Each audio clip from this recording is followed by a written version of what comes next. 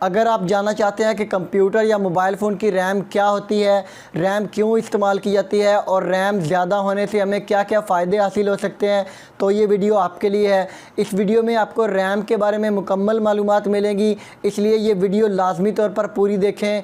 और वीडियो के एंड में आपको बताऊँगा कि रैम और रोम में क्या फ़र्क होता है। सीखो यार यूट्यूब चैनल में आपको वेलकम। मैं हूँ अब्दुल वाहिद डुड्डी।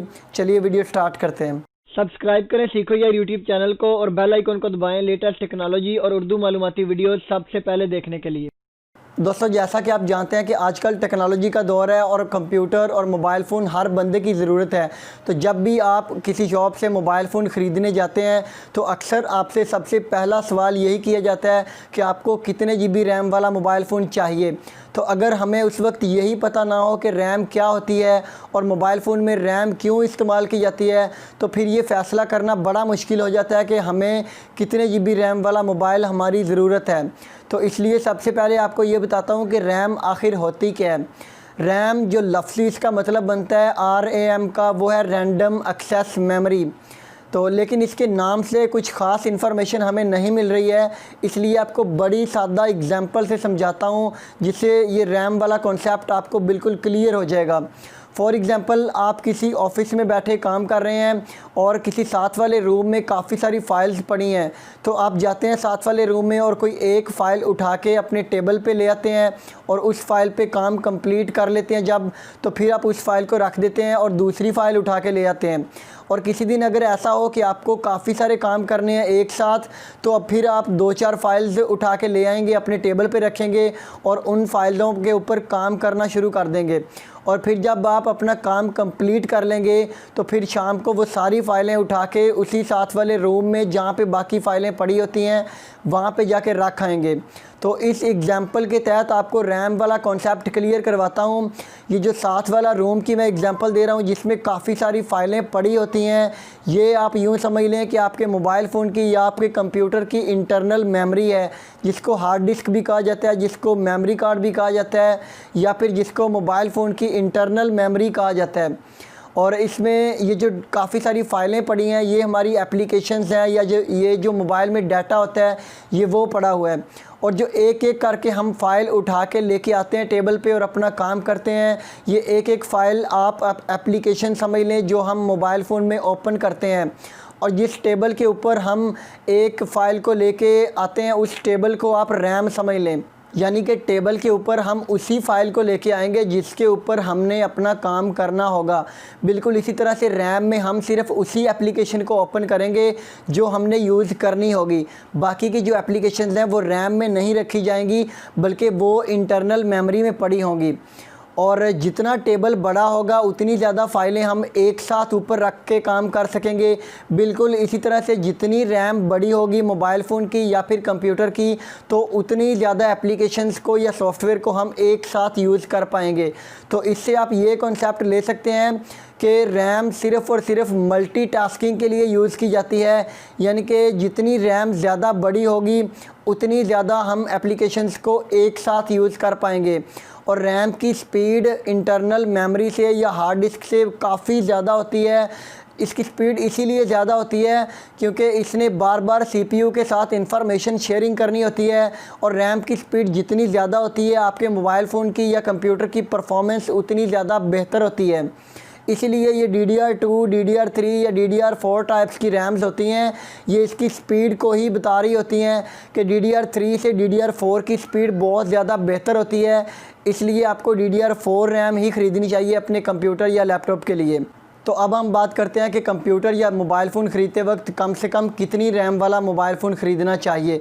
अगर हम बात करें मोबाइल फ़ोन की तो कुछ साल पहले 1 GB से कम वाले मोबाइल फ़ोन भी हुआ करते थे, लेकिन वो उस दौर के हिसाब से ठीक थे।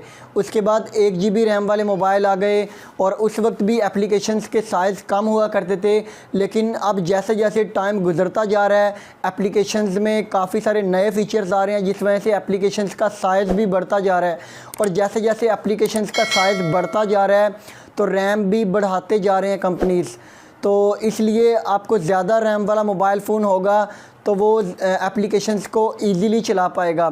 इसलिए आजकल के दौर में कम से कम अगर आप बिल्कुल ही जो मिनिमम रिक्वायरमेंट है वो 2 GB होनी चाहिए। 2 GB से कम रैम वाला मोबाइल फ़ोन का तो आपने सोचना भी नहीं है, क्योंकि 2 GB से कम रैम वाला अगर आप मोबाइल फ़ोन लेंगे तो जब आप एप्लीकेशंस ओपन करेंगे 2-4 तो वो हैंग होने लग जाता है, क्योंकि 200-300 MB तक तो फेसबुक एक एप्लीकेशन ही ले जाती है जब हम यूज़ कर रहे होते हैं। और इसके अलावा साथ कुछ और एप्लीकेशंस आ जाएं तो रैम की मेमोरी जो है, जो रैम में जगह कम पड़ जाती है, इसी वजह से मोबाइल फ़ोन हैंग होने लग जाते हैं। और इसके बाद अगर आप 3 GB की तरफ जाते हैं या फिर 4 GB रैम वाला मोबाइल लेते हैं तो ये बहुत ही ज़बरदस्त होगा और यही रिकमेंडेड है 4 GB। और अगर आप इससे भी ऊपर जाते हैं 6 GB या 8 GB की तरफ तो वो फिर आपके पैसों के डिपेंड करते हैं कि अगर आपके पास ज़्यादा पैसे हैं तो आप 6 GB या 8 GB वाला भी ले सकते हैं, वो उतना ही ज़्यादा बेस्ट है। आप ज़्यादा एप्लीकेशंस को यूज़ कर सकते हैं, लेकिन कोई ख़ास ज़रूरत नहीं है। 4 GB रैम इनफ है, बहुत ही ज़बरदस्त चलता है। आप हर तरह की एप्लीकेशंस को यूज़ कर सकते हैं 4 GB रैम वाले मोबाइल फ़ोन के ऊपर। तो अगर हम बात करें कंप्यूटर में रैम की तो कम से कम 4 GB रैम लाजमी होनी चाहिए जो भी आपने लैपटॉप या कंप्यूटर ख़रीदना है। और इसके अलावा अगर आपने वीडियो एडिटिंग करनी है, आपने गेमिंग खेलनी है या फिर आपने एंड्रॉयड एप्लीकेशंस डेवलप करने के लिए एंड्रॉयड स्टूडियो यूज़ करना है तो कम से कम 8 GB रैम लाजमी होनी चाहिए। और इसके अलावा अगर आप ऊपर 16 GB रैम की तरफ जाते हैं तो वो बहुत ही ज़बरदस्त होगा। मैंने भी जो अपना रीसेंट सिस्टम बनवाया है उसमें 16 GB DDR4 रैम ही लगवाई है ताकि वीडियो एडिटिंग में या एंड्रॉयड स्टूडियो चलाते वक्त कोई भी किसी किस्म का इशू ना हो। दोस्तों अब हम बात करते हैं कि रैम और रोम में क्या फ़र्क होता है। तो जो आपको मैंने ऑफिस वाली एग्जांपल दी थी उसमें जो साथ वाला रूम था जिसमें काफ़ी सारी फाइल्स स्टोर करके रखी होती हैं वो हमारी रोम मेमोरी है, जिसको इंटरनल मेमोरी भी बोला जाता है, जिसको हार्ड ड्राइव भी बोला जाता है।